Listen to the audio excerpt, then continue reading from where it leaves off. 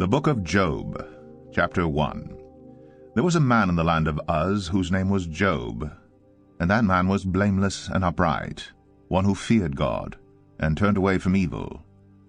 There were born to him 7 sons and 3 daughters. He possessed 7,000 sheep, 3,000 camels, 500 yoke of oxen, and 500 female donkeys, and very many servants, so that this man was the greatest of all the people of the East. His sons used to go and hold a feast in the house of each one on his day, and they would send and invite their 3 sisters to eat and drink with them. And when the days of the feast had run their course, Job would send and consecrate them, and he would rise early in the morning and offer burnt offerings according to the number of them all. For Job said, "It may be that my children have sinned and cursed God in their hearts." Thus Job did continually. Now there was a day when the sons of God came to present themselves before the Lord, and Satan also came among them. The Lord said to Satan, "From where have you come?" Satan answered the Lord and said, "From going to and fro on the earth, and from walking up and down on it." And the Lord said to Satan, "Have you considered my servant Job, that there is none like him on the earth, a blameless and upright man who fears God and turns away from evil?" Then Satan answered the Lord and said, "Does Job fear God for no reason? Have you not put a hedge around him and his house and all that he has on every side? You have blessed the work of his hands, and his possessions have increased in the land. But stretch out your hand and touch all that he has, and he will curse you to your face." And the Lord said to Satan, "Behold, all that he has is in your hand. Only against him do not stretch out your hand." So Satan went out from the presence of the Lord. Now there was a day when his sons and daughters were eating and drinking wine in their oldest brother's house. And there came a messenger to Job and said, "The oxen were plowing, and the donkeys feeding beside them. And the Sabaeans fell upon them, and took them, and struck down the servants with the edge of the sword. And I alone have escaped to tell you." While he was yet speaking, there came another, and said, "The fire of God fell from heaven, and burned up the sheep and the servants, and consumed them, and I alone have escaped to tell you." While he was yet speaking, there came another, and said, "The Chaldeans formed 3 groups, and made a raid on the camels, and took them, and struck down the servants with the edge of the sword, and I alone have escaped to tell you." While he was yet speaking, there came another, and said, "Your sons and daughters were eating and drinking wine in their oldest brother's house. And behold, a great wind came across the wilderness, and struck the 4 corners of the house, and it fell upon the young people, and they are dead, and I alone have escaped to tell you." Then Job arose, and tore his robe, and shaved his head, and fell on the ground, and worshipped. And he said, "Naked I came from my mother's womb, and naked shall I return. The Lord gave, and the Lord has taken away. Blessed be the name of the Lord." In all this Job did not sin, or charge God with wrong.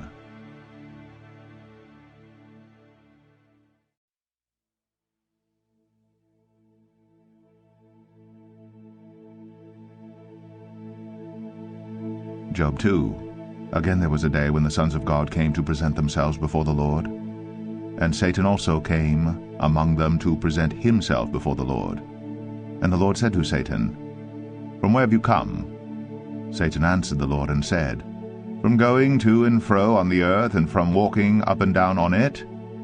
And the Lord said to Satan, "Have you considered my servant Job, that there is none like him on the earth, a blameless and upright man who fears God, and turns away from evil?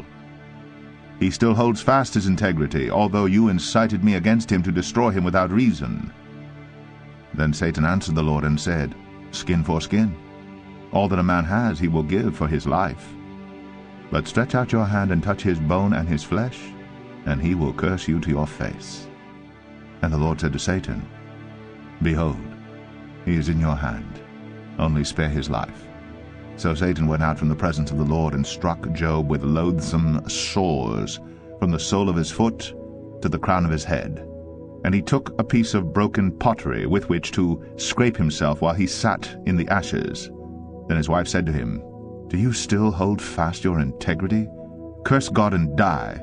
But he said to her, "You speak as one of the foolish women would speak. Shall we receive good from God? And shall we not receive evil?" In all this Job did not sin with his lips. Now when Job's 3 friends heard of all this evil that had come upon him, they came each from his own place, Eliphaz the Temanite, Bildad the Shuhite, and Zophar the Naamathite. They made an appointment together to come to show him sympathy and comfort him. And when they saw him from a distance, they did not recognize him. And they raised their voices and wept, and they tore their robes and sprinkled dust on their heads toward heaven. And they sat with him on the ground 7 days and 7 nights. And no one spoke a word to him, for they saw that his suffering was very great. Job 3. After this Job opened his mouth, and cursed the day of his birth. And Job said, "Let the day perish on which I was born, and the night that said, A man is conceived. Let that day be darkness. May God above not seek it, nor light shine upon it. Let gloom and deep darkness claim it. Let clouds dwell upon it. Let the blackness of the day terrify it. That night let thick darkness seize it. Let it not rejoice among the days of the year. Let it not come into the number of the months. Behold, let that night be barren. Let no joyful cry enter it. Let those curse it who curse the day, who are ready to rouse up Leviathan. Let the stars of its dawn be dark. Let it hope for light, but have none, nor see the eyelids of the morning. Because it did not shut the doors of my mother's womb, nor hide trouble from my eyes. Why did I not die at birth, come out from the womb and expire? Why did the knees receive me, or why the breast that I should nurse? For then I would have lain down and been quiet. I would have slept.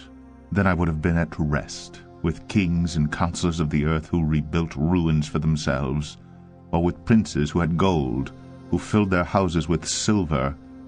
Or why was I not as a hidden, stillborn child, as infants who never see the light? There the wicked cease from troubling, and there the weary are at rest. There the prisoners are at ease together. They hear not the voice of the taskmaster. The small and the great are there, and the slave is free from his master. Why is light given to him who is in misery, and life to the bitter in soul, who long for death, but it comes not, and dig for it more than for hidden treasures, who rejoice exceedingly, and are glad when they find the grave? Why is light given to a man whose way is hidden, whom God has hedged in? For my sighing comes instead of my bread, and my groanings are poured out like water. For the thing that I fear comes upon me, and what I dread befalls me. I am not at ease, nor am I quiet. I have no rest, but trouble comes. Job 4. Then Eliphaz the Temanite answered and said, If one ventures a word with you, will you be impatient? Yet who can keep from speaking? Behold, you have instructed many, and you have strengthened the weak hands. Your words have upheld him who was stumbling, and you have made firm the feeble knees. But now it has come to you, and you are impatient. It touches you, and you are dismayed. Is not your fear of God your confidence, and the integrity of your ways your hope? Remember, who that was innocent ever perished? Or where were the upright cut off? As I have seen, those who plow iniquity and sow trouble reap the same. By the breath of God they perish, and by the blast of his anger they are consumed. The roar of the lion, the voice of the fierce lion, the teeth of the young lions are broken.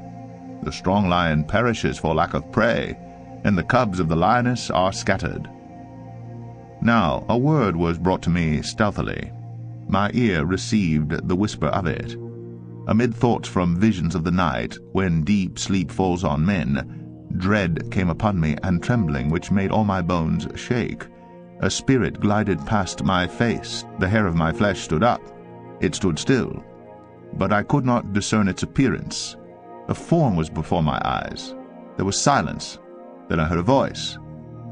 Can mortal man be in the right before God? Can a man be pure before his Maker? Even in his servants he puts no trust, and his angels he charges with error. How much more those who dwell in houses of clay, whose foundation is in the dust, who are crushed like the moth.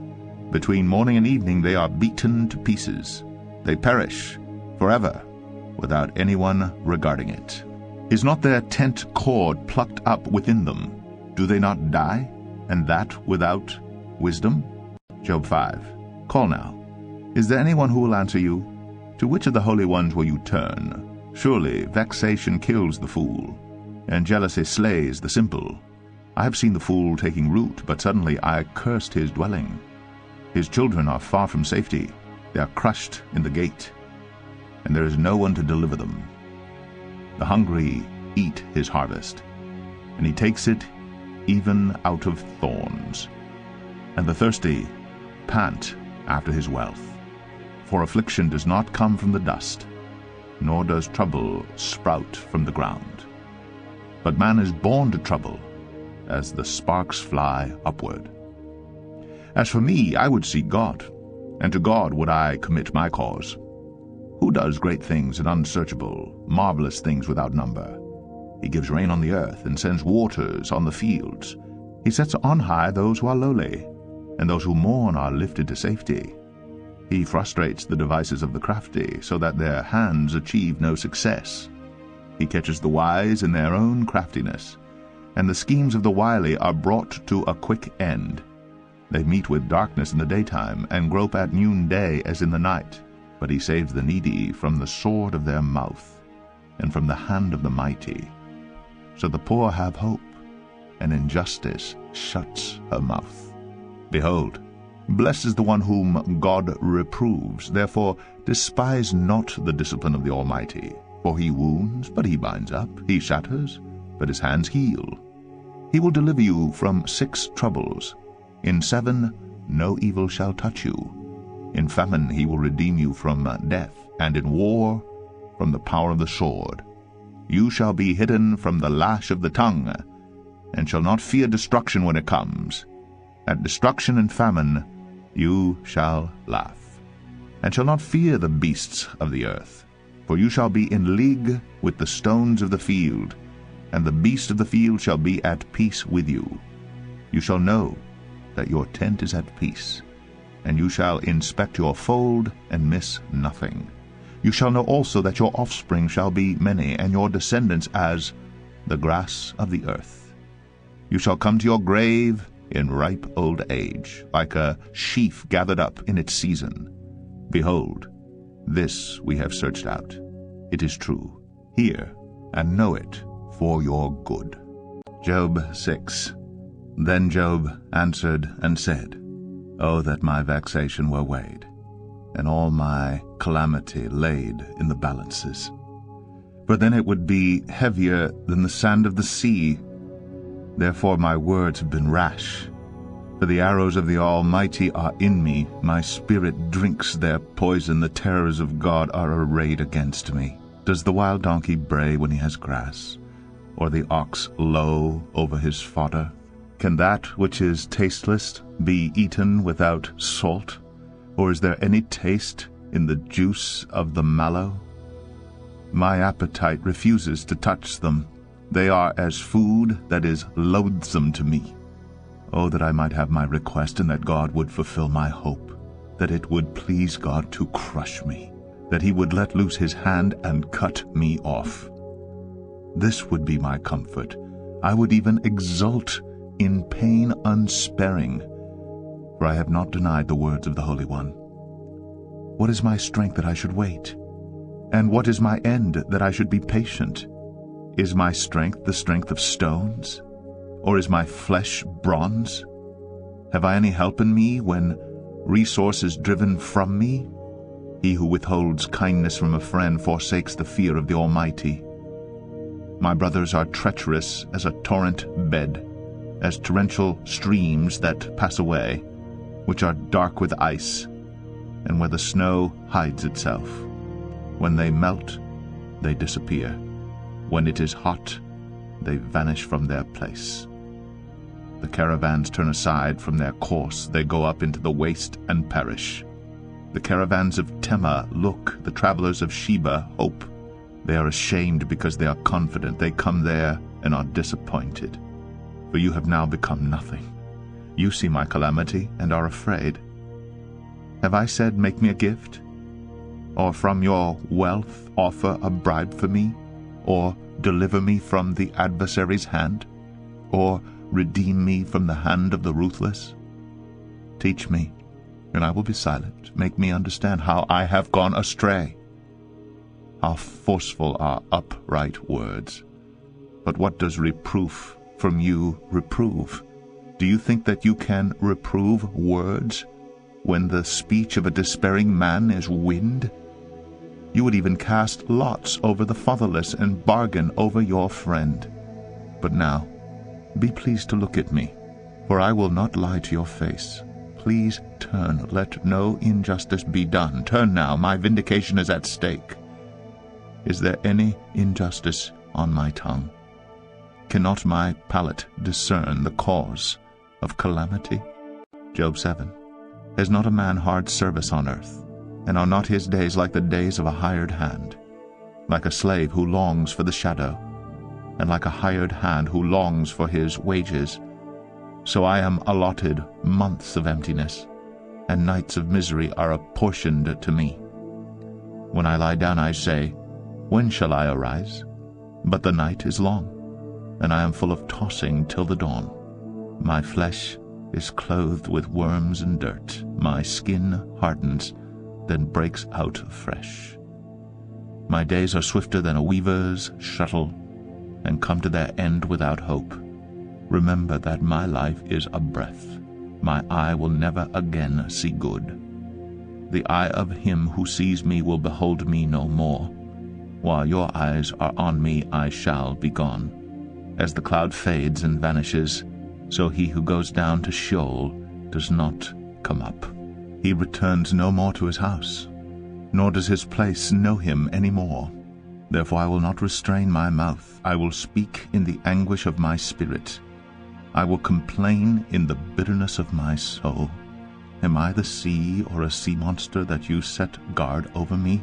When I say my bed will comfort me, my couch will ease my complaint, then you scare me with dreams and terrify me with visions, so that I would choose strangling and death rather than my bones. I loathe my life. I would not live forever. Leave me alone, for my days are a breath. What is man that you make so much of him, and that you set your heart on him, visit him every morning, and test him every moment? How long will you not look away from me, nor leave me alone till I swallow my spit? If I sin, what do I do to you, you watcher of mankind? Why have you made me your mark? Why have I become a burden to you? Why do you not pardon my transgression and take away my iniquity? For now I shall lie in the earth. You will seek me, but I shall not be. Job 8. Then Bildad the Shuhite answered and said, How long will you say these things, and the words of your mouth be a great wind? Does God pervert justice, or does the Almighty pervert the right? If your children have sinned against him, he has delivered them into the hand of their transgression. If you will seek God and plead with the Almighty for mercy, if you are pure and upright, surely then he will rouse himself for you and restore your rightful habitation. And though your beginning was small, your latter days will be very great. For inquire, please, of bygone ages, and consider what the fathers have searched out. For we are but of yesterday and know nothing, for our days on earth are a shadow. Will they not teach you and tell you and utter words out of their understanding? Can papyrus grow where there is no marsh? Can reeds flourish where there is no water? While yet in flower and not cut down, they wither before any other plant. Such are the paths of all who forget God. The hope of the godless shall perish. His confidence is severed, and his trust is a spider's web. He leans against his house, but it does not stand. He lays hold of it, but it does not endure. He is a lush plant before the sun, and his shoots spread over his garden. His roots entwine the stone heap. He looks upon a house of stones. If he is destroyed from his place, then it will deny him, saying, I have never seen you. Behold, this is the joy of his way, and out of the soil others will spring. Behold, God will not reject the blameless man, nor take the hand of evildoers. He will yet fill your mouth with laughter, and your lips with shouting. Those who hate you will be clothed with shame, and the tent of the wicked will be no more. Job 9. Then Job answered and said, Truly I know that it is so.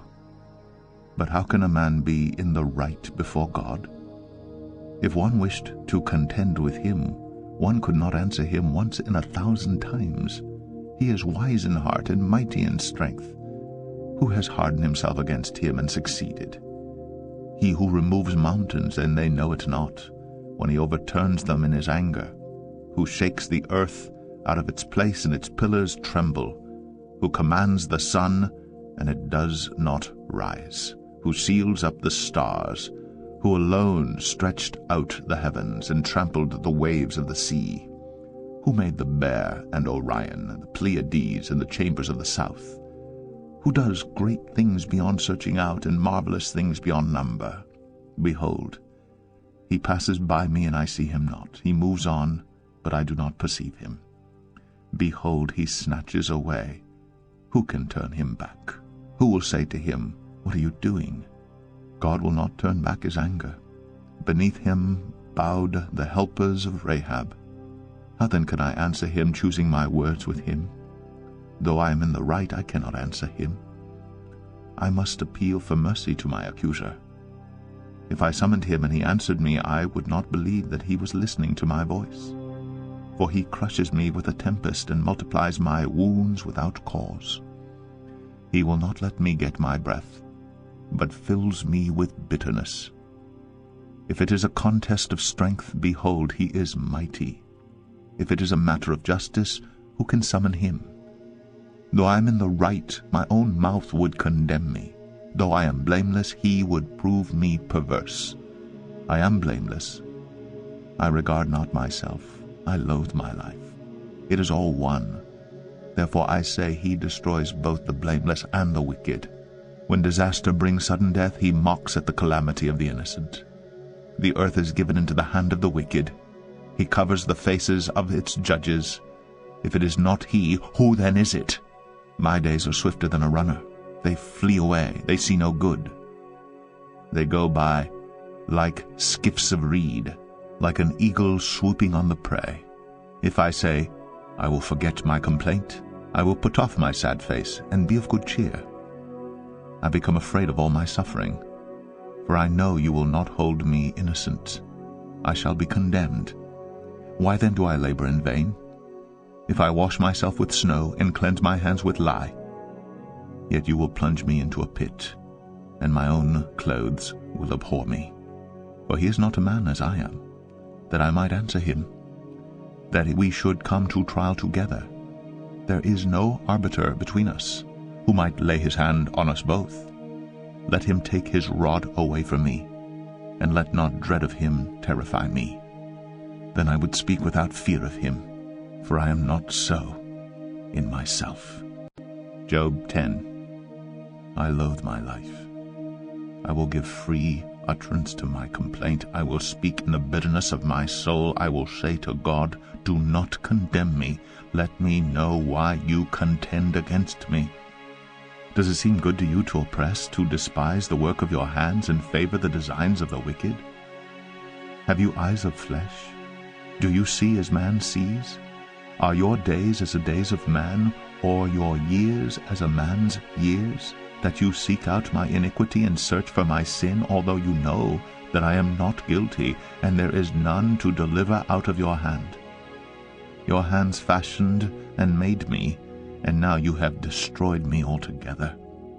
Remember that you have made me like clay, and will you return me to the dust? Did you not pour me out like milk and curdle me like cheese? You clothed me with skin and flesh, and knit me together with bones and sinews. You have granted me life and steadfast love, and your care has preserved my spirit. Yet these things you hid in your heart. I know that this was your purpose.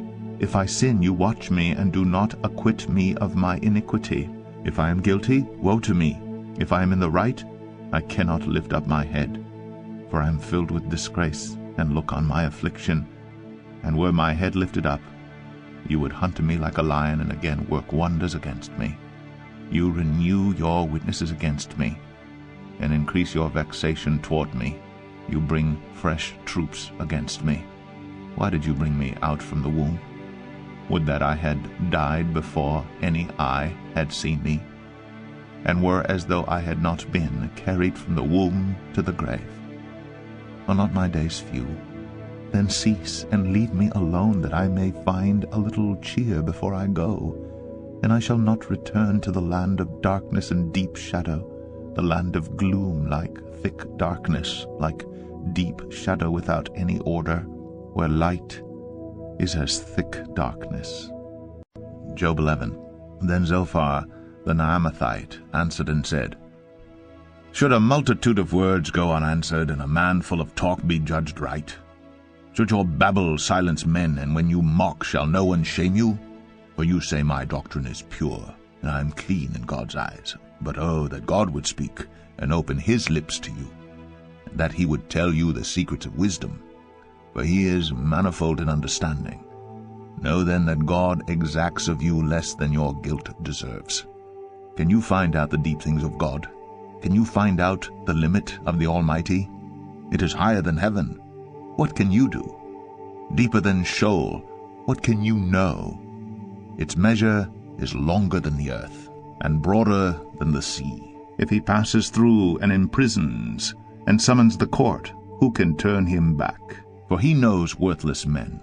When he sees iniquity, will he not consider it? But a stupid man will get understanding when a wild donkey's colt is born a man.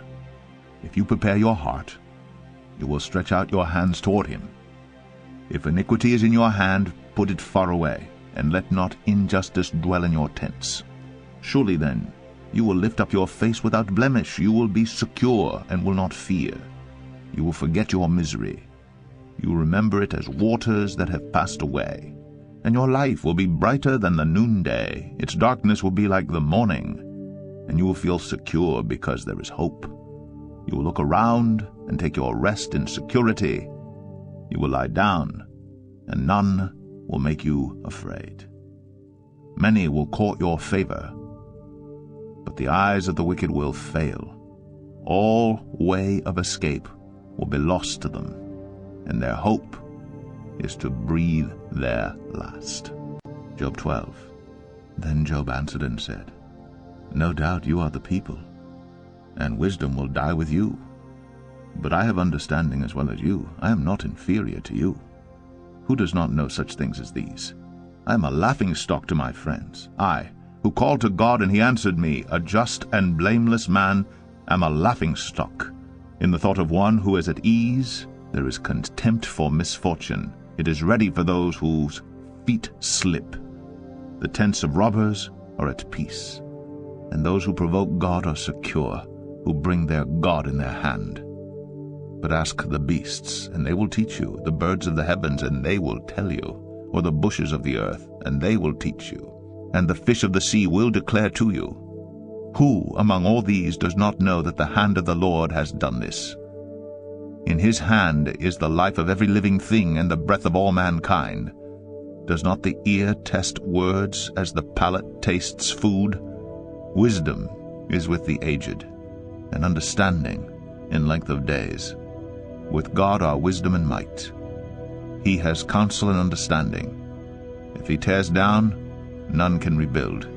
If he shuts a man in, none can open. If he withholds the waters, they dry up. If he sends them out, they overwhelm the land.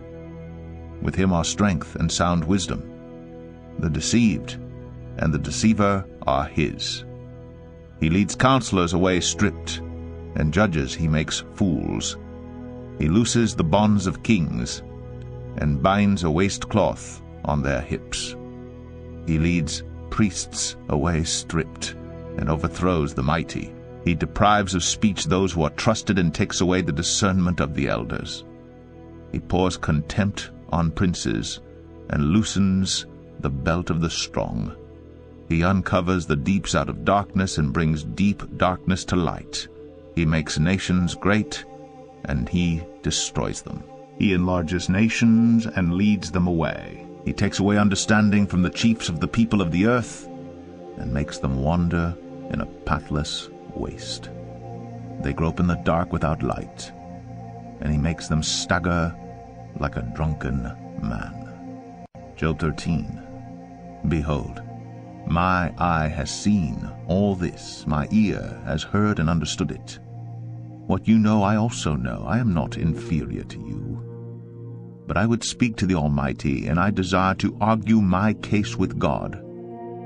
As for you, you whitewash with lies. Worthless physicians are you all. Oh, that you would keep silent, and it would be your wisdom. Hear now my argument, and listen to the pleadings of my lips. Will you speak falsely for God, and speak deceitfully for him? Will you show partiality toward him? Will you plead the case for God? Will it be well with you when he searches you out, or can you deceive him as one deceives a man? He will surely rebuke you, if in secret you show partiality. Will not his majesty terrify you, and the dread of him fall upon you? Your maxims are proverbs of ashes. Your defenses are defenses of clay. Let me have silence, and I will speak, and let come on me what may. Why should I take my flesh in my teeth, and put my life in my hand? Though he slay me, I will hope in him. Yet I will argue my ways to his face. This will be my salvation, that the godless shall not come before him. Keep listening to my words, and let my declaration be in your ears. Behold, I have prepared my case. I know that I shall be in the right. Who is there who will contend with me? For then I would be silent and die. Only grant me two things, then I will not hide myself from your face. Withdraw your hand far from me, and let not dread of you terrify me. Then call, and I will answer, or let me speak, and you reply to me. How many are my iniquities and my sins? Make me know my transgression and my sin. Why do you hide your face and count me as your enemy? Will you frighten a driven leaf and pursue dry chaff? For you write bitter things against me, and make me inherit the iniquities of my youth. You put my feet in the stocks and watch all my paths. You set a limit for the soles of my feet. Man wastes away like a rotten thing, like a garment that is moth-eaten. Job 14. Man who is born of a woman is few of days and full of trouble. He comes out like a flower and withers. He flees like a shadow and continues not. And do you open your eyes on such a one and bring me into judgment with you? Who can bring a clean thing out of an unclean? There is not one. Since his days are determined, and the number of his months is with you, and you have appointed his limits that he cannot pass. Look away from him and leave him alone, that he may enjoy like a hired hand his day. For there is hope for a tree. If it be cut down, then it will sprout again, and that its shoots will not cease. Though its root grow old in the earth, and its stump die in the soil, yet at the scent of water it will bud, and put out branches like a young plant. But a man dies and is laid low. Man breathes his last, and where is he? As waters fail from a lake, and a river wastes away and dries up, so a man lies down and rises not again. Till the heavens are no more, he will not awake or be roused out of his sleep. Oh, that you would hide me in Sheol, that you would conceal me until your wrath be past. that you would appoint me a set time and remember me. If a man dies, shall he live again? All the days of my service I would wait till my renewal should come. You would call, and I would answer you. You would long for the work of your hands, for then you would number my steps. You would not keep watch over my sin. My transgression would be sealed up in a bag, and you would cover over my iniquity. But the mountain falls and crumbles away, and the rock is removed from its place. The waters wear away the stones, the torrents wash away the soil of the earth. So you destroy the hope of man. You prevail forever against him, and he passes. You change his countenance and send him away. His sons come to honor, and he does not know it. They are brought low, and he perceives it not. He feels only the pain of his own body, and he mourns only for himself. Job 15. Then Eliphaz the Temanite answered and said, Should a wise man answer with windy knowledge, and fill his belly with the east wind? Should he argue in unprofitable talk, or in words with which he can do no good? But you are doing away with the fear of God, and hindering meditation before God. For your iniquity teaches your mouth, and you choose the tongue of the crafty. For your own mouth condemns you, and not I. Your own lips testify against you. Are you the first man who was born? Or were you brought forth before the hills? Have you listened in the counsel of God, and do you limit wisdom to yourself? What do you know that we do not know? What do you understand that is not clear to us? Both the gray-haired and the aged are among us, older than your father.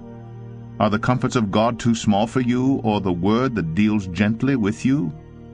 Why does your heart carry you away, and why do your eyes flash, that you turn your spirit against God and bring such words out of your mouth? What is man that he can be pure? Or he who is born of a woman, that he can be righteous? Behold, God puts no trust in his holy ones, and the heavens are not pure in his sight. How much less one who is abominable and corrupt, a man who drinks injustice like water? I will show you, hear me, and what I have seen I will declare. What wise men have told without hiding it from their fathers, to whom alone the land was given, and no stranger passed among them. The wicked man writhes in pain all his days, through all the years that are laid up for the ruthless. Dreadful sounds are in his ears. In prosperity the destroyer will come upon him. He does not believe that he will return out of darkness, and he is marked for the sword. He wanders abroad for bread, saying, Where is it? He knows that a day of darkness is ready at his hand. Distress and anguish terrify him. They prevail against him like a king ready for battle. Because he has stretched out his hand against God and defies the Almighty, running stubbornly against him with a thickly bossed shield. Because he has covered his face with his fat, and gathered fat upon his waist, and has lived in desolate cities and houses that none should inhabit, which were ready to become heaps of ruins, he will not be rich, and his wealth will not endure, nor will his possessions spread over the earth. He will not depart from darkness. The flame will dry up his shoots, and by the breath of his mouth he will depart. Let him not trust in emptiness, deceiving himself, for emptiness will be his payment. It will be paid in full before his time, and his branch will not be green. He will shake off his unripe grape like the vine, and cast off his blossom like the olive tree. For the company of the godless is barren, and fire consumes the tents of bribery. They conceive trouble and give birth to evil, and their womb prepares deceit. Job 16. Then Job answered and said, I have heard many such things. Miserable comforters are you all. Shall windy words have an end? Or what provokes you that you answer? I also could speak as you do if you were in my place. I could join words together against you and shake my head at you. I could strengthen you with my mouth, and the solace of my lips would assuage your pain. If I speak, my pain is not assuaged, and if I forbear, how much of it leaves me? Surely now God has worn me out. He has made desolate all my company, and he has shriveled me up, which is a witness against me. and my leanness has risen up against me. It testifies to my face. He has torn me in his wrath and hated me. He has gnashed his teeth at me. My adversary sharpens his eyes against me. Men have gaped at me with their mouth. They have struck me insolently on the cheek. They mass themselves together against me. God gives me up to the ungodly and casts me into the hands of the wicked. I was at ease, and he broke me apart. He seized me by the neck and dashed me to pieces. He set me up as his target. His archers surround me. He slashes open my kidneys and does not spare. He pours out my gall on the ground. He breaks me with breach upon breach. He runs upon me like a warrior. I have sewed sackcloth upon my skin and have laid my strength in the dust. My face is red with weeping, and on my eyelids is deep darkness, although there is no violence in my hands, and my prayer is pure. O earth, cover not my blood, and let my cry find no resting place. Even now, behold, my witness is in heaven, and he who testifies for me is on high. My friends scorn me. My eye pours out tears to God, that he would argue the case of a man with God as a son of man does with his neighbor. For when a few years have come, I shall go the way from which I shall not return. Job 17. My spirit is broken, my days are extinct. The graveyard is ready for me. Surely there are mockers about me, and my eye dwells on their provocation. Lay down a pledge for me with yourself. Who is there who will put up security for me? Since you have closed their hearts to understanding, therefore you will not let them triumph. He who informs against his friends to get a share of their property, the eyes of his children will fail. He has made me a byword of the peoples, and I am one before whom men spit. My eye has grown dim from vexation, and all my members are like a shadow. The upright are appalled at this, and the innocent stirs himself up against the godless. Yet the righteous holds to his way, and he who has clean hands grows stronger and stronger. But you, come on again, all of you, and I shall not find a wise man among you. My days are past, my plans are broken off. The desires of my heart, they make night into day. The light, they say, is near to the darkness. If I hope for Sheol as my house, if I make my bed in darkness, if I say to the pit, you are my father, and to the worm, my mother, or my sister, where then is my hope? Who will see my hope? Will it go down to the bars of Sheol? Shall we descend together into the dust? Job 18. Then Bildad the Shuhite answered and said, How long will you hunt for words? Consider, and then we will speak. Why are we counted as cattle? Why are we stupid in your sight, you who tear yourself in your anger? Shall the earth be forsaken for you, or the rock be removed out of its place? Indeed, the light of the wicked is put out, and the flame of his fire does not shine. The light is dark in his tent, and his lamp above him is put out. His strong steps are shortened, and his own schemes throw him down. For he is cast into a net by his own feet, and he walks on its mesh. A trap seizes him by the heel, a snare lays hold of him, a rope is hidden for him in the ground, a trap for him in the path. Terrors frighten him on every side and chase him at his heels. His strength is famished, and calamity is ready for his stumbling. It consumes the parts of his skin. The firstborn of death consumes his limbs. He is torn from the tent in which he trusted and is brought to the king of terrors. In his tent dwells that which is none of his. Sulfur is scattered over his habitation. His roots dry up beneath, and his branches wither above. His memory perishes from the earth, and he has no name in the street. He is thrust from light into darkness and driven out of the world. He has no posterity or progeny among his people, and no survivor will he use to live. They of the west are appalled at his day, and horror seizes them of the east. Surely such are the dwellings of the unrighteous, such is the place of him who knows not God. Job 19. Then Job answered and said, How long will you torment me and break me in pieces with words? These 10 times you have cast reproach upon me. Are you not ashamed to wrong me? And even if it be true that I have erred, my error remains with myself. If indeed you magnify yourselves against me and make my disgrace an argument against me, know then that God has put me in the wrong and closed his net about me. Behold, I cry out violence, but I am not answered. I call for help, but there is no justice. He has walled up my way so that I cannot pass, and he has set darkness upon my paths. He has stripped from me my glory and taken the crown from my head. He breaks me down on every side, and I am gone, and my hope has he pulled up like a tree. He has kindled his wrath against me and counts me as his adversary. His troops come on together. They have cast up their siege ramp against me, and encamp around my tent. He has put my brothers far from me, and those who knew me are wholly estranged from me.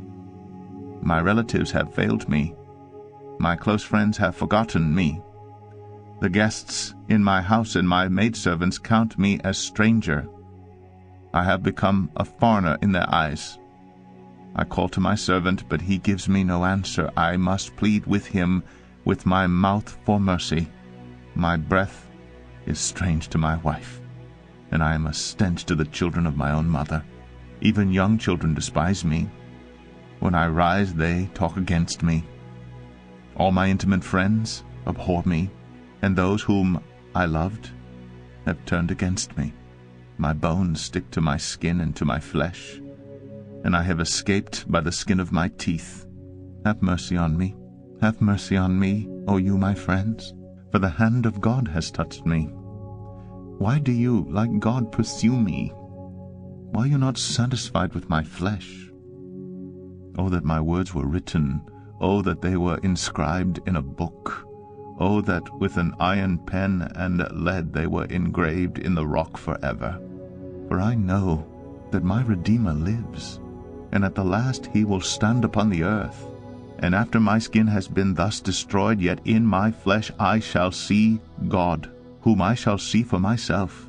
And my eyes shall behold, and not another. My heart faints within me. If you say, how we will pursue him, and the root of the matter is found in him, be afraid of the sword. For wrath brings the punishment of the sword, that you may know there is a judgment. Job 20. Then Zophar the Naamathite answered and said, Therefore my thoughts answer me, because of my haste within me. I hear censers that insults me, and out of my understanding a spirit answers me. Do you not know this from of old, since man was placed on earth, that the exulting of the wicked is short, and the joy of the godless but for a moment? Though his height mount up to the heavens, and his head reach to the clouds, he will perish forever like his own dung. Those who have seen him will say, Where is he? He will fly away like a dream, and not be found. He will be chased away like a vision of the night. The eye that saw him will see him no more, nor will his place any more behold him. His children will seek the favor of the poor, and his hands will give back his wealth. His bones are full of his youthful vigor, but it will lie down with him in the dust. Though evil is sweet in his mouth, though he hides it under his tongue, though he is loath to let it go and holds it in his mouth, yet his food is turned in his stomach. It is the venom of cobras within him. He swallows down riches and vomits them up again. God cast them out of his belly. He will suck the poison of cobras. The tongue of a viper will kill him. He will not look upon the rivers, the streams flowing with honey and curds. He will give back the fruit of his toil, and will not swallow it down.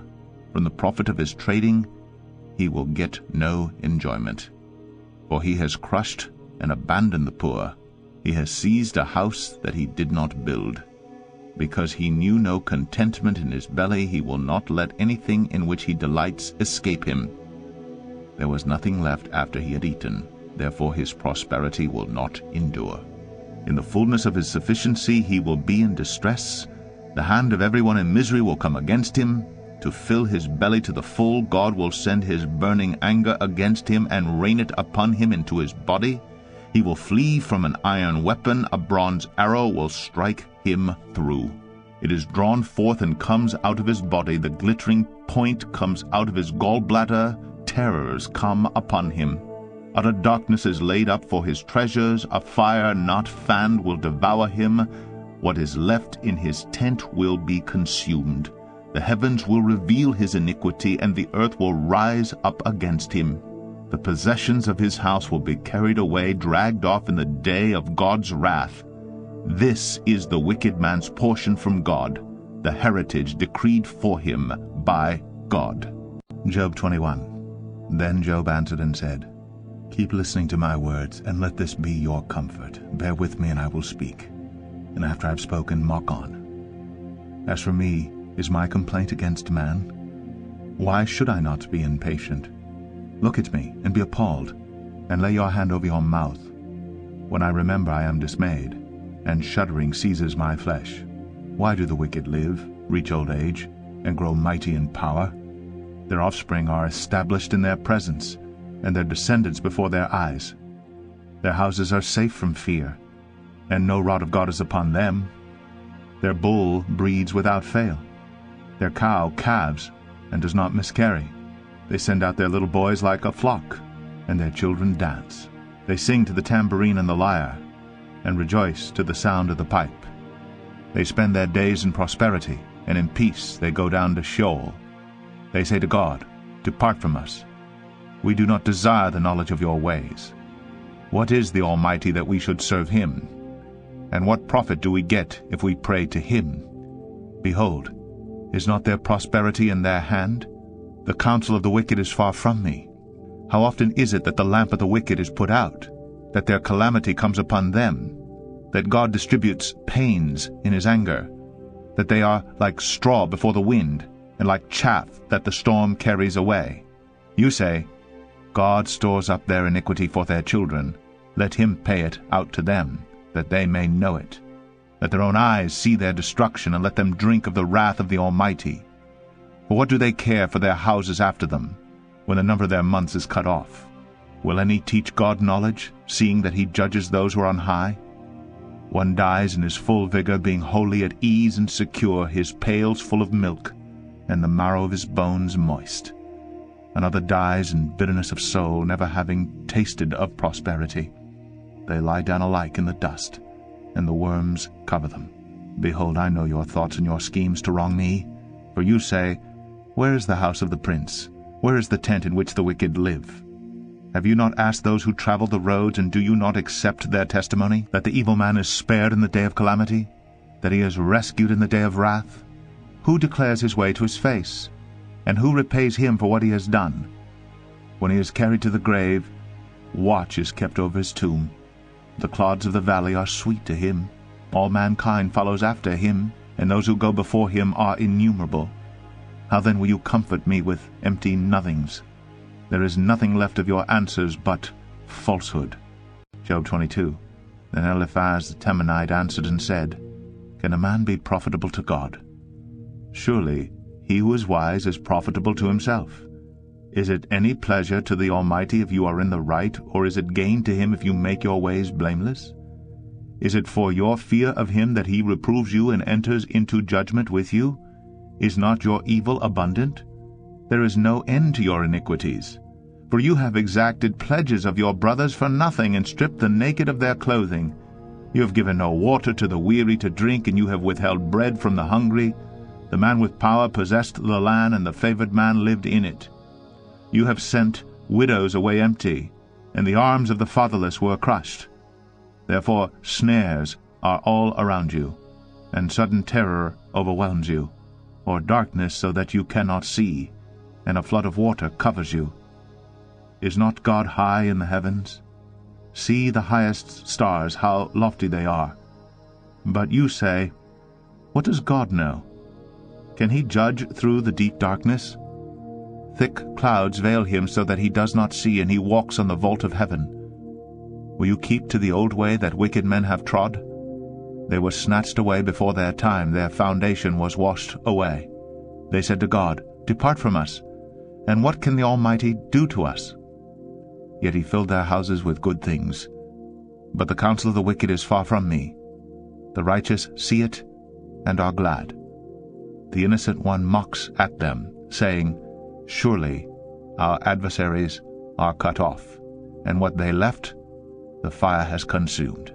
Agree with God, and be at peace. Thereby good will come to you. Receive instruction from his mouth, and lay up his words in your heart. If you return to the Almighty, you will be built up.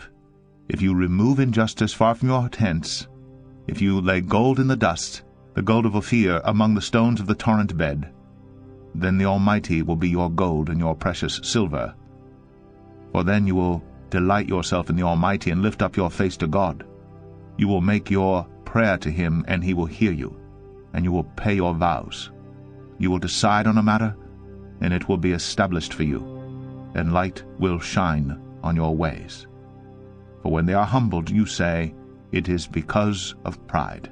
But he saves the lowly. He delivers even the one who is not innocent, who will be delivered through the cleanness of your hands. Job 23.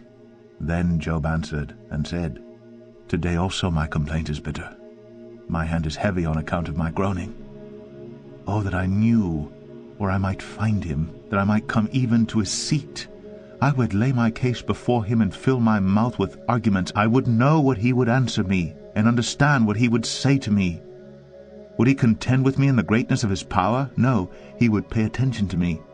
There an upright man could argue with him, and I would be acquitted forever by my judge. Behold, I go forward, but he is not there, and backward, but I do not perceive him. On the left hand when he is working, I do not behold him. He turns to the right hand, but I do not see him. But he knows the way that I take. When he has tried me, I shall come out as gold. My foot has held fast to his steps. I have kept his way, and have not turned aside. I have not departed from the commandment of his lips.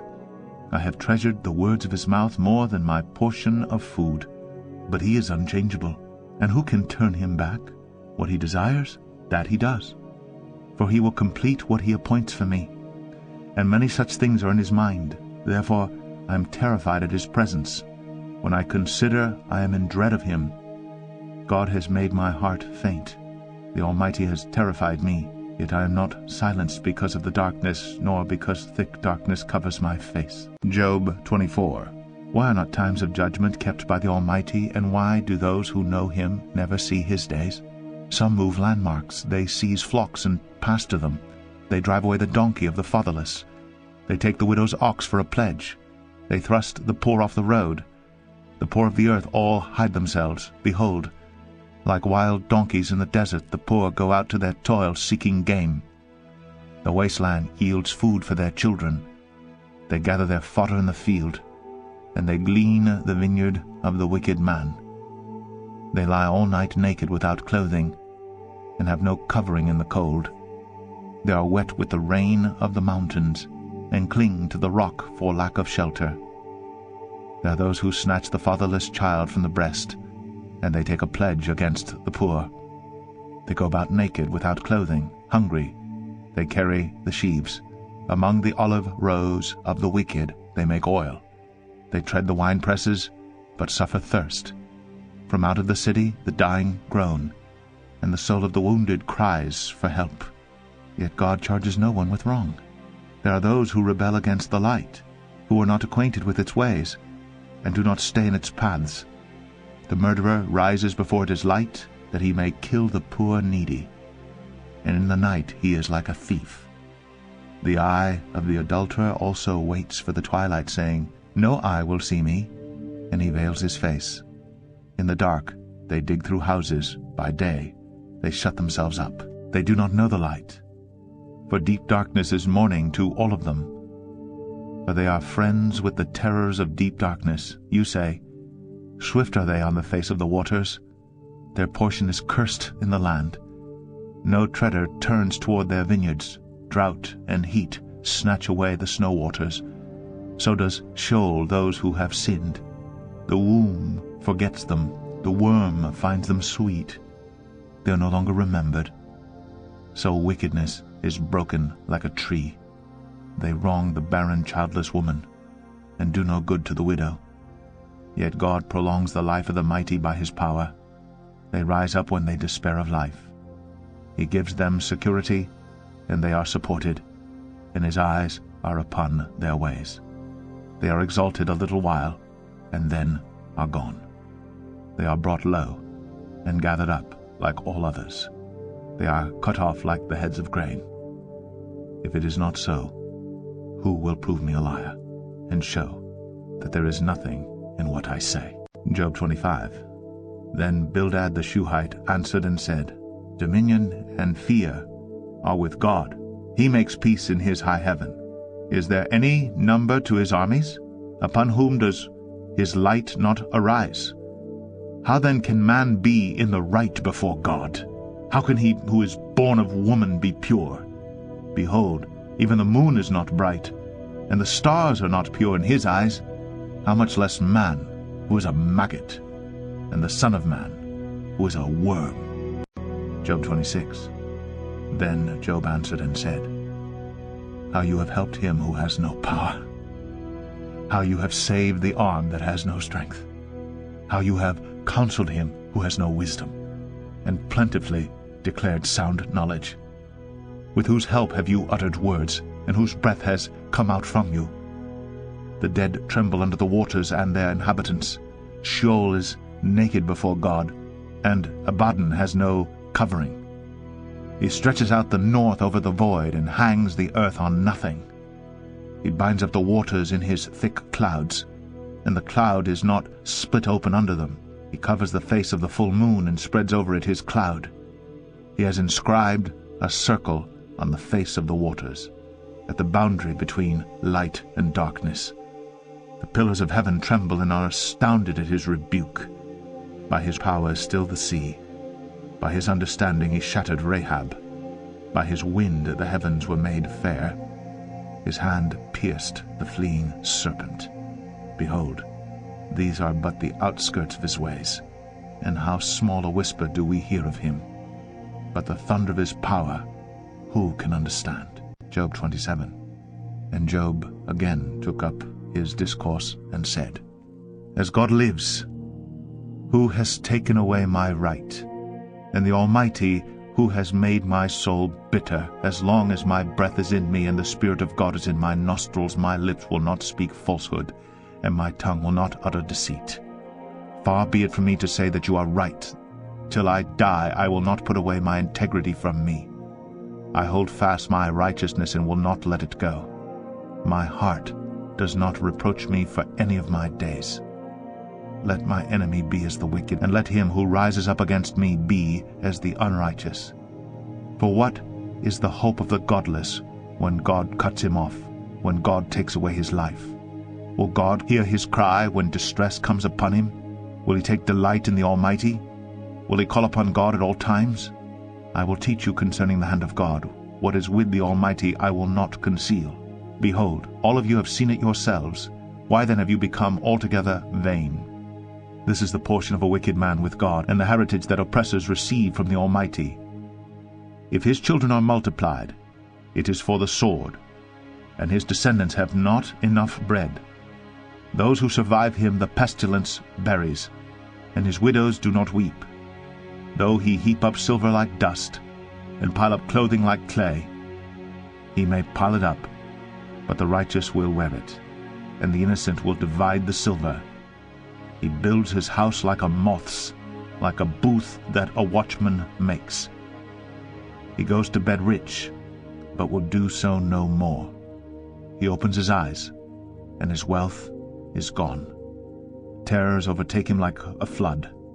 In the night a whirlwind carries him off. The east wind lifts him up, and he is gone. It sweeps him out of his place. It hurls at him without pity. He flees from its power in headlong flight. It claps its hands at him, and hisses at him from its place. Job 28. Surely there is a mine for silver, and a place for gold that they refine. Iron is taken out of the earth, and copper is smelted from the ore. Man puts an end to darkness, and searches out to the farthest limit the ore in gloom and deep darkness. He opens shafts in a valley away from where anyone lives. They are forgotten by travelers. They hang in the air, far away from mankind they swing to and fro. As for the earth, out of it comes bread, but underneath it is turned up as by fire. Its stones are the place of sapphires, and it has dust of gold. That path no bird of prey knows, and the falcon's eye has not seen it. The proud beasts have not trodden it, the lion has not passed over it. Man puts his hand to the flinty rock, and overturns mountains by the roots. He cuts out channels in the rocks, and his eye sees every precious thing. He dams up the streams so that they do not trickle, and the thing that is hidden he brings out to light. But where shall wisdom be found, and where is the place of understanding? Man does not know its worth, and it is not found in the land of the living. The deep says, "It is not in me," and the sea says, "It is not with me." It cannot be bought for gold, and silver cannot be weighed as its price. It cannot be valued in the gold of Ophir, in precious onyx or sapphire. Gold and glass cannot equal it, nor can it be exchanged for jewels of fine gold. No mention shall be made of coral or of crystal. The price of wisdom is above pearls. The topaz of Ethiopia cannot equal it, nor can it be valued in pure gold. From where then does wisdom come? And where is the place of understanding? It is hidden from the eyes of all living and concealed from the birds of the air. Abaddon and death say, "We have heard a rumor of it with our ears." God understands the way to it, and he knows its place, for he looks to the ends of the earth and sees everything under the heavens. When he gave to the wind its weight and apportioned the waters by measure, when he made a decree for the rain and a way for the lightning of the thunder, then he saw it and declared it. He established it and searched it out. And he said to man, "Behold, the fear of the Lord, that is wisdom, and to turn away from evil is understanding." Job 29. And Job again took up his discourse and said, "O that I were as in the months of old, as in the days when God watched over me, when his lamp shone upon my head, and by his light I walked through darkness, as I was in my prime, when the friendship of God was upon my tent, when the Almighty was yet with me, when my children were all around me, when my steps were washed with butter, and the rock poured out for me streams of oil. When I went to the gate of the city, when I prepared my seat in the square, the young men saw me and withdrew, and the aged rose and stood. The princes refrained from talking and laid their hand on their mouth. The voice of the nobles was hushed, and their tongues stuck to the roof of their mouth. When the ear heard, it called me blessed, and when the eye saw, it approved. Because I delivered the poor who cried for help, and the fatherless who had none to help him. The blessing of him who was about to perish came upon me, and I caused the widow's heart to sing for joy. I put on righteousness, and it clothed me. My justice was like a robe and a turban. I was eyes to the blind and feet to the lame. I was a father to the needy, and I searched out the cause of him whom I did not know. I broke the fangs of the unrighteous, and made him drop his prey from his teeth. Then I thought, I shall die in my nest, and I shall multiply my days as the sand. My roots spread out to the waters, with the dew all night on my branches. My glory fresh with me, and my bow ever new in my hand. Men listened to me and waited, and kept silence for my counsel. After I spoke, they did not speak again, and my word dropped upon them. They waited for me as for the rain, and they opened their mouths as for the spring rain. I smiled on them when they had no confidence, and the light of my face they did not cast down. I chose their way, and sat as chief. And I lived like a king among his troops, like one who comforts mourners. Job 30. But now they laugh at me. Men who are younger than I, whose fathers I would have disdained to set with the dogs of my flock. What could I gain from the strength of their hands, men whose vigor is gone? Through want and hard hunger they gnaw the dry ground by night in waste and desolation. They pick salt wort and the leaves of bushes, and the roots of the broom tree for their food. They are driven out from human company. They shout after them as after a thief. In the gullies of the torrents they must dwell, in holes of the earth and of the rocks. Among the bushes they bray, under the nettles they huddle together. A senseless, a nameless brood, they have been whipped out of the land. And now I have become their song. I am a byword to them. They abhor me, they keep aloof from me, they do not hesitate to spit at the sight of me. Because God has loosed my cord and humbled me, they have cast off restraint in my presence. On my right hand the rabble rise, they push away my feet, they cast up against me their ways of destruction. They break up my path, they promote my calamity, they need no one to help them. As through a wide breach they come, amid the crash they roll on, terrors are turned upon me. My honor is pursued as by the wind, and my prosperity has passed away like a cloud. And now my soul is poured out within me. Days of affliction have taken hold of me. The night racks my bones, and the pain that gnaws me takes no rest. With great force my garment is disfigured. It binds me about like the collar of my tunic. God has cast me into the mire, and I have become like dust and ashes. I cry to you for help, and you do not answer me. I stand, and you only look at me. You have turned cruel to me. With the might of your hand you persecute me. You lift me up on the wind, you make me ride on it, and you toss me about in the roar of the storm. For I know that you will bring me to death, and to the house appointed for all living. Yet does not one in a heap of ruins stretch out his hand, and in his disaster cry for help? Did I not weep for him whose day was hard? Was not my soul grieved for the needy? But when I hoped for good, evil came, and when I waited for light, darkness came. My inward parts are in turmoil and never still. Days of affliction come to meet me. I go about darkened, but not by the sun. I stand up in the assembly and cry for help. I am a brother of jackals and a companion of ostriches. My skin turns black and falls from me, and my bones burn with heat. My lyre is turned to mourning, and my pipe to the voice of those who weep. Job 31. I have made a covenant with my eyes. How then could I gaze at a virgin? What would be my portion from God above, and my heritage from the Almighty on high? Is not calamity for the unrighteous, and disaster for the workers of iniquity? Does not he see my ways, and number all my steps? If I have walked with falsehood, and my foot has hastened to deceit, let me be weighed in a just balance, and let God know my integrity. If my step has turned aside from the way, and my heart has gone after my eyes, and if any spot has stuck to my hands, then let me sow and another eat, and let what grows for me be rooted out.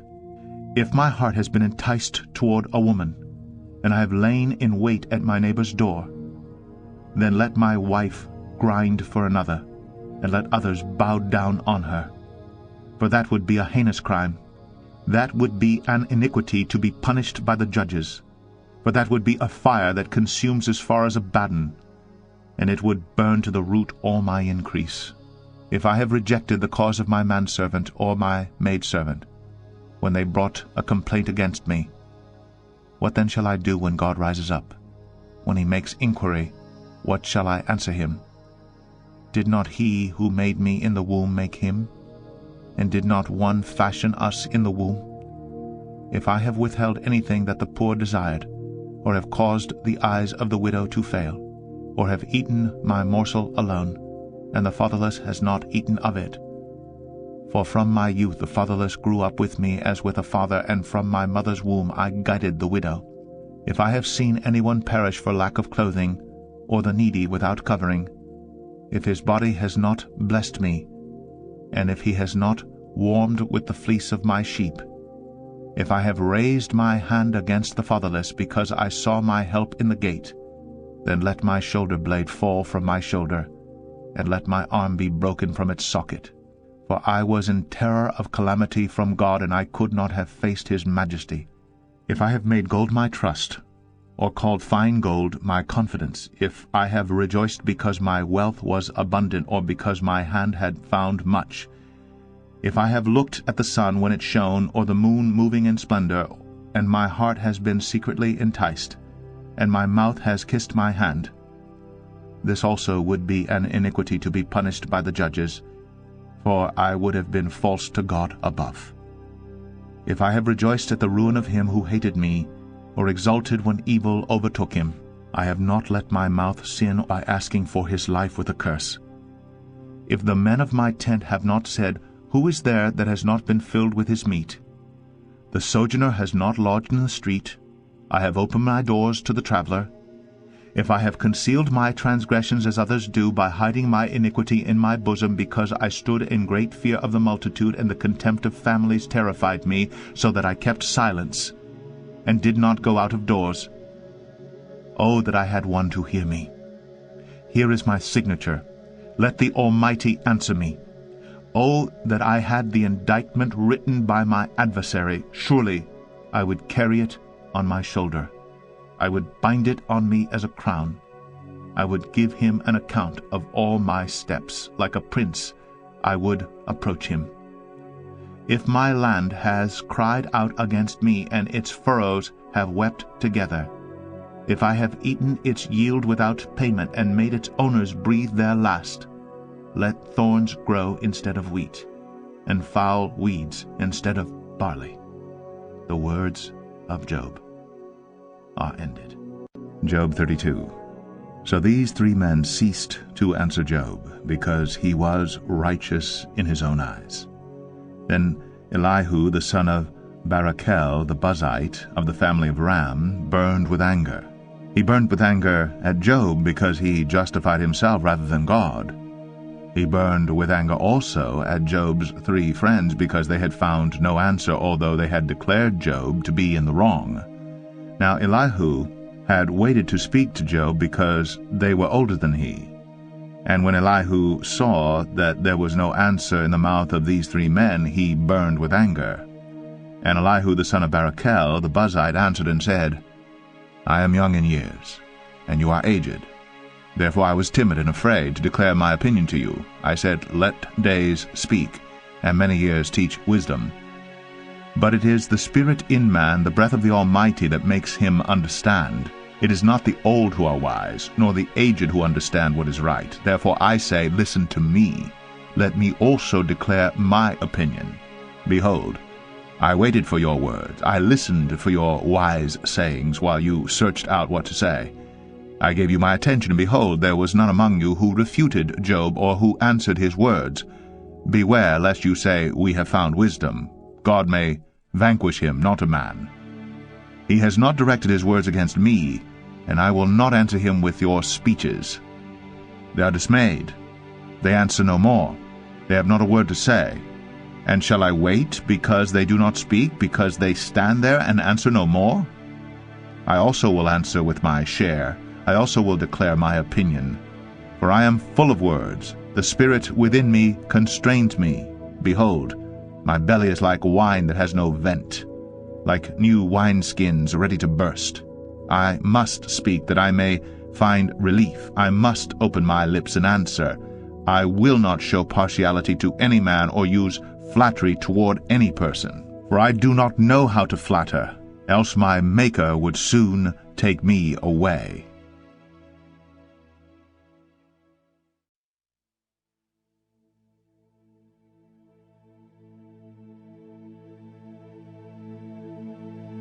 Job 33. But now hear my speech, O Job, and listen to all my words. Behold, I open my mouth, the tongue in my mouth speaks. My words declare the uprightness of my heart, and what my lips know they speak sincerely. The Spirit of God has made me, and the breath of the Almighty gives me life. Answer me if you can. Set your words in order before me. Take your stand. Behold, I am toward God as you are. I too was pinched off from a piece of clay. Behold, no fear of me need terrify you. My pressure will not be heavy upon you. Surely you have spoken in my ears, and I have heard the sound of your words. You say, I am pure without transgression. I am clean, and there is no iniquity in me. Behold, he finds occasions against me. He counts me as his enemy. He puts my feet in the stocks and watches all my paths. Behold, in this you are not right. I will answer you, for God is greater than man. Why do you contend against him, saying he will answer none of man's words? For God speaks in one way and in two, though man does not perceive it. in a dream, in a vision of the night, when deep sleep falls on men while they slumber on their beds.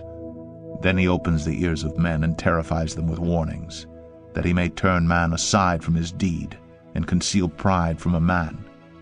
He keeps back his soul from the pit, his life from perishing by the sword. Man is also rebuked with pain on his bed and with continual strife in his bones, so that his life loathes bread, and his appetite the choicest food.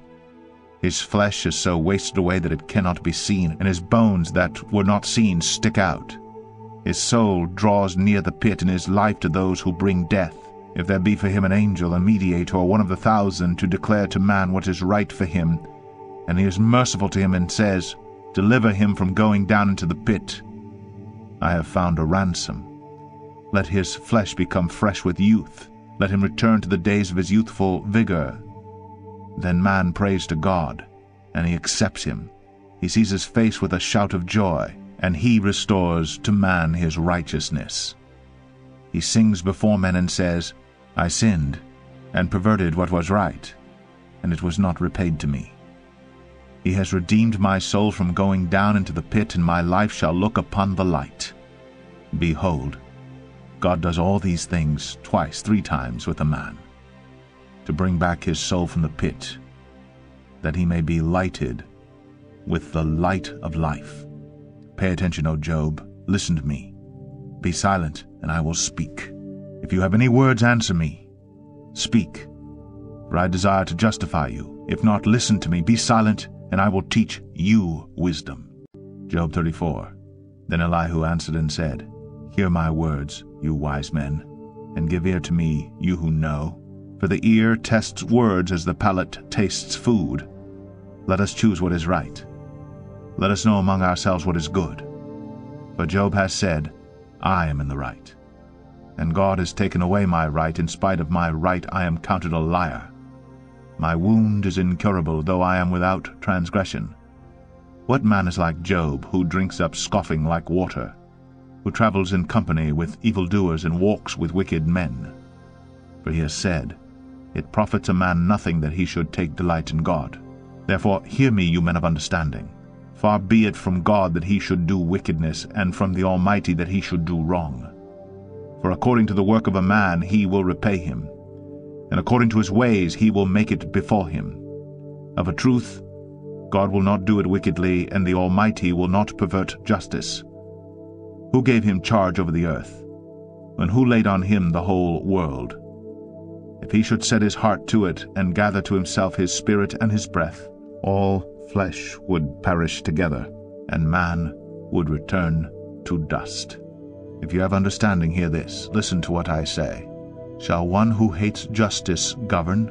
Will you condemn him who is righteous and mighty, who says to a king, worthless one, and to nobles, wicked man, who shows no partiality to princes, nor regards the rich more than the poor? For they are all the work of his hands. In a moment they die. At midnight the people are shaken and pass away, and the mighty are taken away by no human hand. For his eyes are on the ways of a man, and he sees all his steps. There is no gloom or deep darkness where evildoers may hide themselves. For God has no need to consider a man further, that he should go before God in judgment. He shatters the mighty without investigation, and sets others in their place. Thus, knowing their works, he overturns them in the night, and they are crushed. He strikes them for their wickedness in a place for all to see. Because they turned aside from following him and had no regard for any of his ways, so that they caused the cry of the poor to come to him, and he heard the cry of the afflicted. When he is quiet, who can condemn? When he hides his face, who can behold him? Whether it be a nation or a man, that a godless man should not reign, that he should not ensnare the people. For has anyone said to God, I have borne punishment, I will not offend any more. Teach me what I do not see. If I have done iniquity, I will do it no more. Will he then make repayment to suit you, because you reject it? For you must choose, and not I. Therefore declare what you know. Men of understanding will say to me, and the wise man who hears me will say, Job speaks without knowledge. His words are without insight. Would that Job were tried to the end, because he answers like wicked men. For he adds rebellion to his sin. He claps his hands among us, and multiplies his words against God. Job 35. And Elihu answered and said, Do you think this to be just? Do you say, It is my right before God that you ask, What advantage have I? How am I better off than if I had sinned? I will answer you, and your friends with you. Look at the heavens and see, and behold the clouds which are higher than you. If you have sinned, what do you accomplish against him? If your transgressions are multiplied, what do you do to him? If you are righteous, what do you give to him? Or what does he receive from your hand? Your wickedness concerns a man like yourself, and your righteousness a son of man. Because of the multitude of oppression people cry out. They call for help because of the arm of the mighty. But none says, Where is God my Maker? Who gives songs in the night? Who teaches us more than the beasts of the earth, and makes us wiser than the birds of the heavens? There they cry out, but he does not answer. Because of the pride of evil men, surely God does not hear an empty cry, nor does the Almighty regard it. How much less when you say that you do not see him, that the case is before him, and you are waiting for him. And now, because his anger does not punish, and he does not take much note of transgression, Job opens his mouth in empty talk. He multiplies words without knowledge. Job 36. And Elihu continued, and said, Bear with me a little, and I will show you. For I have yet something to say on God's behalf. I will get my knowledge from afar, and ascribe righteousness to my Maker. For truly my words are not false. One who is perfect in knowledge is with you. Behold, God is mighty, and does not despise any. He is mighty in strength of understanding. He does not keep the wicked alive, but gives the afflicted their right. He does not withdraw his eyes from the righteous, but with kings on the throne he sets them forever, and they are exalted. And if they are bound in chains and caught in the cords of affliction, then he declares to them their work and their transgressions, that they are behaving arrogantly. He opens their ears to instruction, and commands that they return from iniquity. If they listen and serve him, they complete their days in prosperity, and their years in pleasantness. But if they do not listen, they perish by the sword, and die without knowledge. The godless in heart cherish anger. They do not cry for help when he binds them. They die in youth, and their life ends among the cult prostitutes. He delivers the afflicted by their affliction, and opens their ear by adversity. He also allured you out of distress, into a broad place where there was no cramping, and what was set on your table was full of fatness. But you are full of the judgment on the wicked. Judgment and justice seize you. Beware lest wrath entice you into scoffing, and let not the greatness of the ransom turn you aside. Will your cry for help avail to keep you from distress, or all the force of your strength? Do not long for the night, when peoples vanish in their place. Take care, do not turn to iniquity. For this you have chosen rather than affliction. Behold, God is exalted in his power. Who is a teacher like him? Who has prescribed for him his way? Or who can say, You have done wrong? Remember to extol his work, of which men have sung. All mankind has looked on it. Man beholds it from afar. Behold, God is great, and we know him not. The number of his years is unsearchable. For he draws up the drops of water. They distill his mist in rain, which the skies pour down and drop on mankind abundantly. Can anyone understand the spreading of the clouds, the thunderings of his pavilion? Behold, he scatters his lightning about him, and covers the roots of the sea. For by these he judges peoples. He gives food in abundance. He covers his hands with the lightning, and commands it to strike the mark. Its crashing declares his presence. The cattle also declare that he rises. Job 37. At this also my heart trembles and leaps out of its place. Keep listening to the thunder of his voice, and the rumbling that comes from his mouth. Under the whole heaven he lets it go, and his lightning to the corners of the earth. After it his voice roars, he thunders with his majestic voice, and he does not restrain the lightnings when his voice is heard. God thunders wondrously with his voice. He does great things that we cannot comprehend. For to the snow he says, fall on the earth, likewise to the downpour, his mighty downpour. He seals up the hand of every man, that all men whom he made may know it. Then the beasts go into their lairs and remain in their dens. From its chamber comes the whirlwind, and cold from the scattering winds. By the breath of God ice is given, and the broad waters are frozen fast.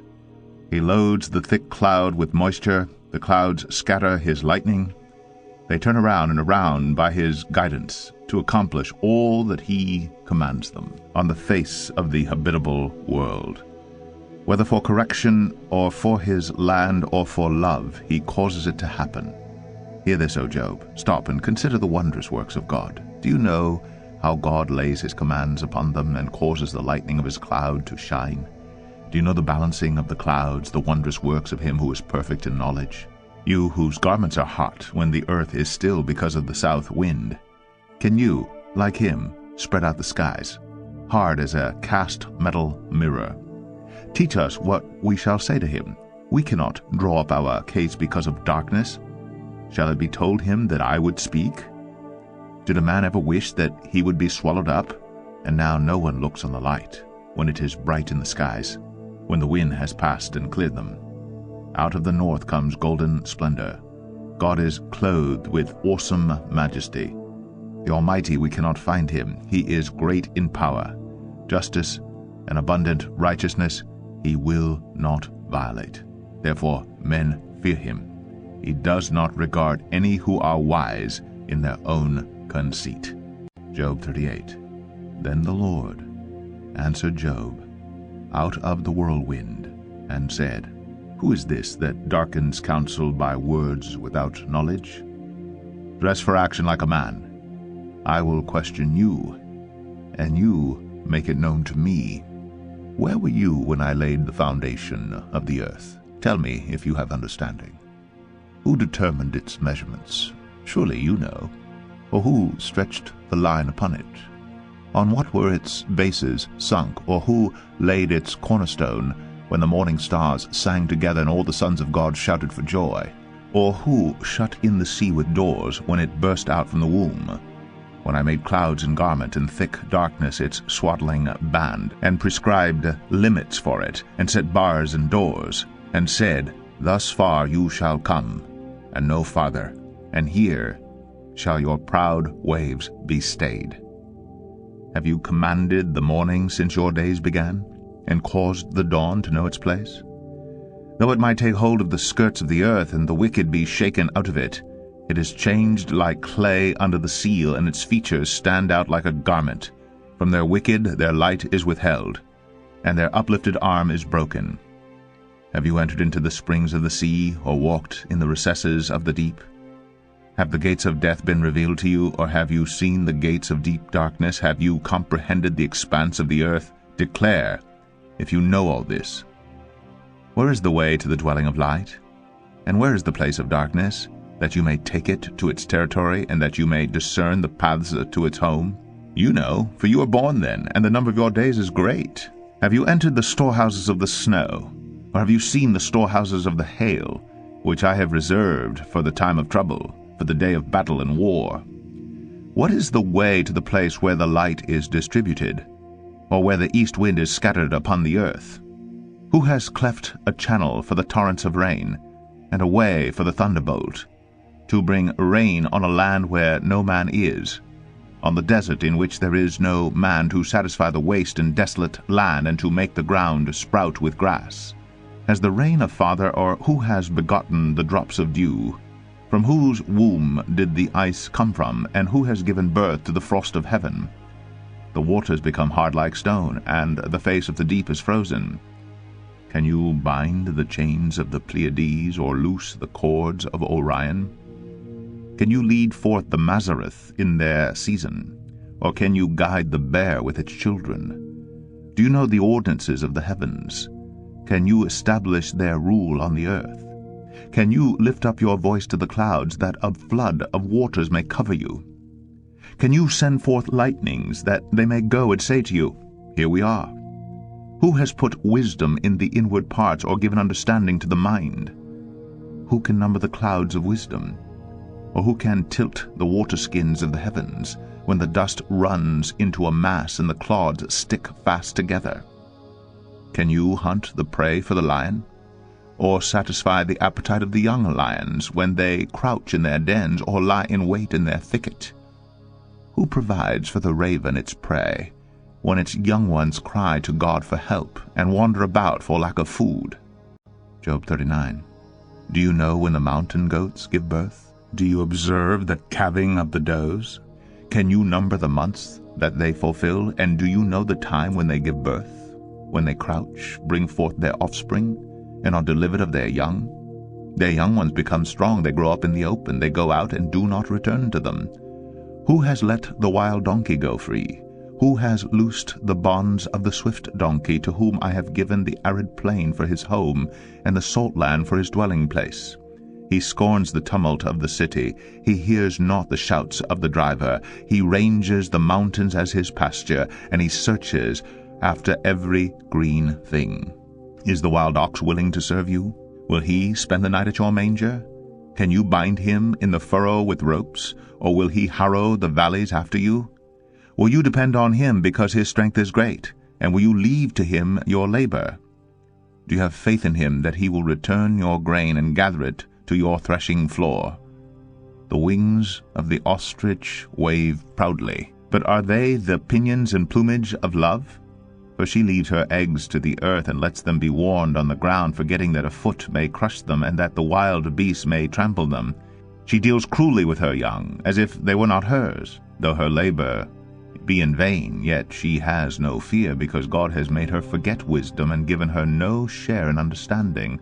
When she rouses herself to flee, she laughs at the horse and his rider. Do you give the horse his might? Do you clothe his neck with a mane? Do you make him leap like the locust? His majestic snorting is terrifying. He paws in the valley and exults in his strength. He goes out to meet the weapons. He laughs at fear and is not dismayed. He does not turn back from the sword. Upon him rattle the quiver, the flashing spear, and the javelin. With fierceness and rage he swallows the ground. He cannot stand still at the sound of the trumpet. When the trumpet sounds, he says, Aha! He smells the battle from afar, the thunder of the captains and the shouting. Is it by your understanding that the hawk soars and spreads its wings toward the south? Is it at your command that the eagle mounts up and makes his nest on high? On the rock he dwells and makes his home, and on the rocky crag and stronghold, for there he spies out the prey. His eyes behold it afar off. His young ones suck up blood, and where the slain are, there is he. Job 40. And the Lord said to Job, Shall a fault-finder contend with the Almighty? He who argues with God, let him answer it. Then Job answered the Lord and said, Behold, I am of small account. What shall I answer you? I lay my hand on my mouth. I have spoken once, and I will not answer twice, but I will proceed no further. Then the Lord answered Job out of the whirlwind and said, Dress for action like a man. I will question you, and you make it known to me. Will you even put me in the wrong? Will you condemn me that you might be in the right? Have you an arm like God, and can you thunder with a voice like his? Adorn yourself with majesty and dignity. Clothe yourself with glory and splendor. Pour out the overflowings of your anger, and look on everyone who is proud and abase him. Look on everyone who is proud and bring him low, and tread down the wicked where they stand. Hide them all in the dust together. Bind their faces in the world below.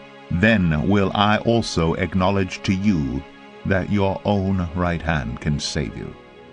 Behold Behemoth, which I made as I made you. He eats grass like an ox. Behold his strength in his loins, and his power in the muscles of his belly. He makes his tail stiff like a cedar. The sinews of his thighs are knit together. His bones are tubes of bronze, his limbs like bars of iron. He is the first of the works of God. Let him who made him bring near his sword. For the mountains yield food for him, where all the wild beasts play. Under the lotus plants he lies, in the shelter of the reeds and in the marsh. For his shade the lotus trees cover him, the willows of the brook surround him. Behold, if the river is turbulent, he is not frightened. He is confident, though Jordan rushes against his mouth. Can one take him by his eyes, or pierce his nose with a snare? Job 41. Can you draw out Leviathan with a fishhook, or press down his tongue with a cord? Can you put a rope in his nose, or pierce his jaw with a hook? Will he make many pleas to you? Will he speak to you soft words?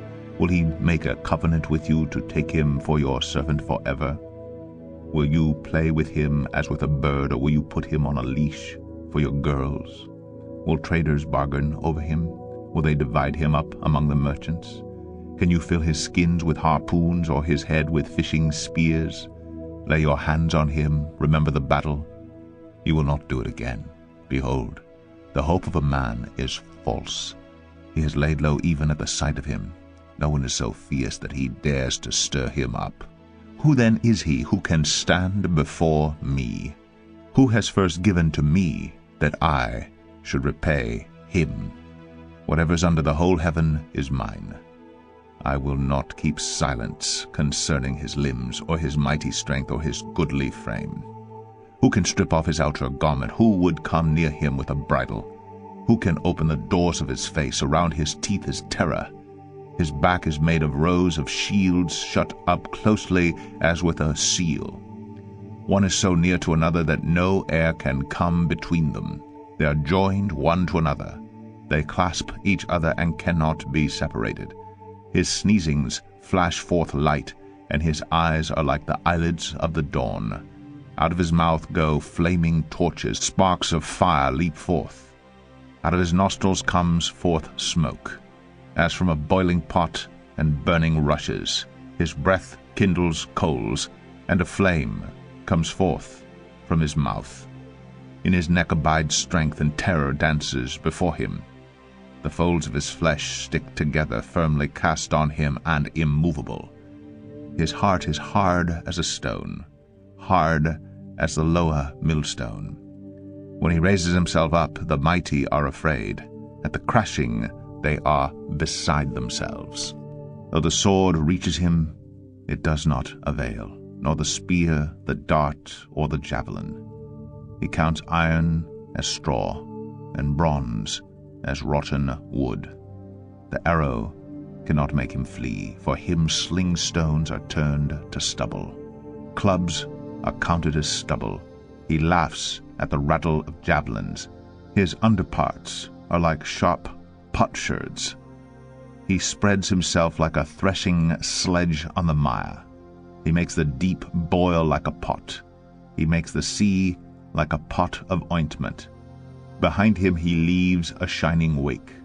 One would think the deep to be white-haired. On earth there is not his like, a creature without fear. He sees everything that is high. He is king over all the sons of pride. Job 42. Then Job answered the Lord and said, I know that you can do all things, and that no purpose of yours can be thwarted. Who is this that hides counsel without knowledge? Therefore I have uttered what I did not understand, things too wonderful for me, which I did not know. Hear, and I will speak. I will question you, and you make it known to me. I had heard of you by the hearing of the ear, but now my eye sees you. Therefore I despise myself and repent in dust and ashes. After the Lord had spoken these words to Job, the Lord said to Eliphaz the Temanite, My anger burns against you and against your two friends. For you have not spoken of me what is right, as my servant Job has. Now therefore, take 7 bulls and 7 rams, and go to my servant Job, and offer up a burnt offering for yourselves. And my servant Job shall pray for you, for I will accept his prayer, not to deal with you according to your folly. For you have not spoken of me what is right, as my servant Job has. So Eliphaz the Temanite, and Bildad the Shuhite, and Zophar the Naamathite went and did what the Lord had told them. And the Lord accepted Job's prayer. And the Lord restored the fortunes of Job when he had prayed for his friends. And the Lord gave Job twice as much as he had before. Then came to him all his brothers and sisters, and all who had known him before, and ate bread with him in his house. And they showed him sympathy, and comforted him for all the evil that the Lord had brought upon him. And each of them gave him a piece of money and a ring of gold. And the Lord blessed the latter days of Job more than his beginning. And he had 14,000 sheep, 6,000 camels, 1,000 yoke of oxen, and 1,000 female donkeys. He had also 7 sons and 3 daughters. And he called the name of the first daughter Jemimah, and the name of the second Keziah, and the name of the third Keren-Happuch. And in all the land there were no women so beautiful as Job's daughters. And their father gave them an inheritance among their brothers. And after this Job lived 140 years, and saw his sons and his sons' sons 4 generations. And Job died, an old man, and full of days.